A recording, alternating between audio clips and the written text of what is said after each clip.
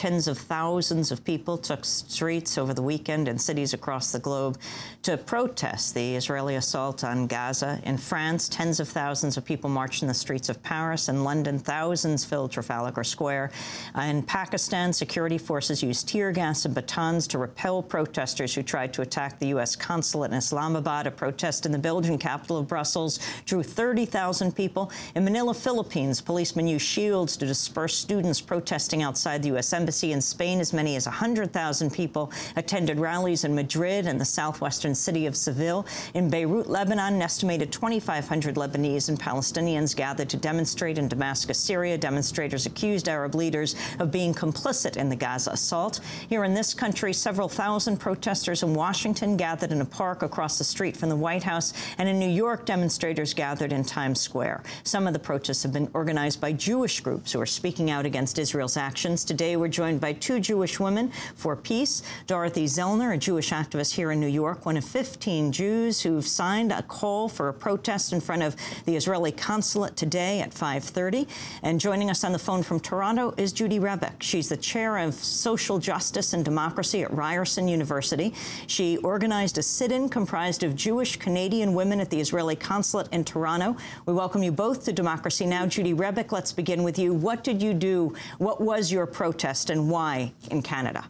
Well, a number of Jewish women, some of whom had been involved in peace activism for a long time, and others who are, like myself, who have been involved in other things, decided that we had to do something to protest the Israeli assault that would be dramatic. And so we decided to occupy the Israeli consulate.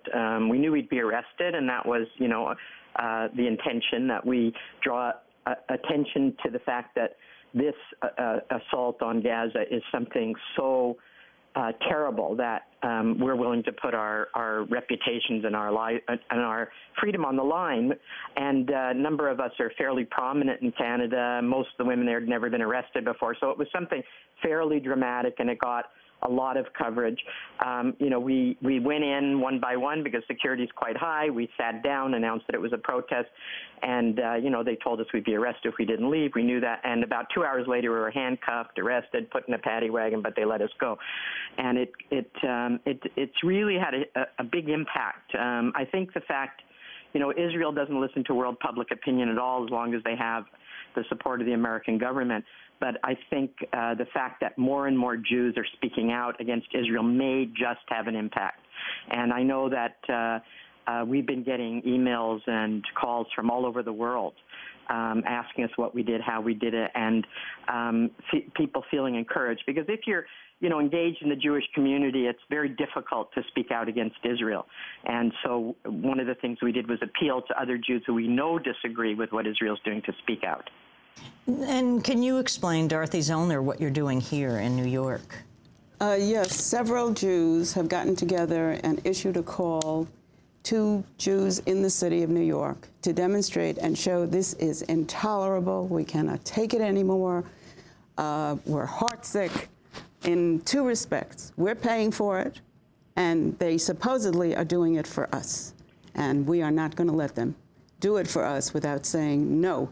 Immediate ceasefire, immediate stopping the attack on Gaza, and then ultimately get to the root of the problem, which is the occupation. And we have to do it as Jews because the social justice thread of our tradition, it says that this is a violation. We are the people who jumped out of the windows at the Triangle Shirtwaist Fire, and we're the ones who organized the unions, and we're the ones who went to Spain to fight, and in the Second World War. And if anything we have learned, you cannot stand by and do nothing.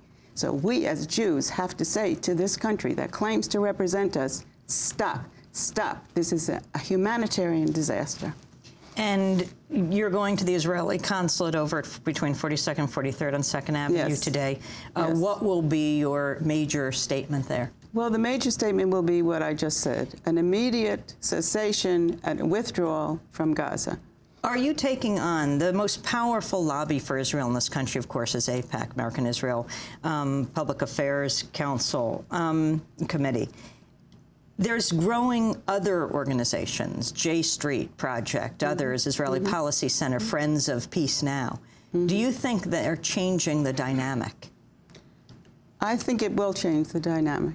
I think there are thousands and thousands of Jews in the United States who are sick and fed up, and these other organizations have to be pushed. We're pushing. We're going to push. I don't think it's so much that these organizations will change, Judy Rebick. but that public opinion. You know, the public will see that these organizations don't represent all Jews. That's my view. I mean, they're a solid pro-Israel lobby, and up until now, they've managed to silence and marginalize Jewish voices who disagree with them. And I think by organizing these visible protests of Jews, what we're saying is they don't speak, these organizations don't speak for us, and there's a diversity of opinion in the Jewish community on the issue of Israel, and especially what Israel's doing right now. We're going to have to leave it there. Judy Rebick, I want to thank you for being with us, joining us from Ryerson University in Toronto, and Dorothy Zellner from here in New York, helping to organize a protest here in New York in front of the Israeli Consulate today, Monday at 5:30. That does it for our broadcast. Our website's democracynow.org. I'm Amy Goodman. Thanks for joining us.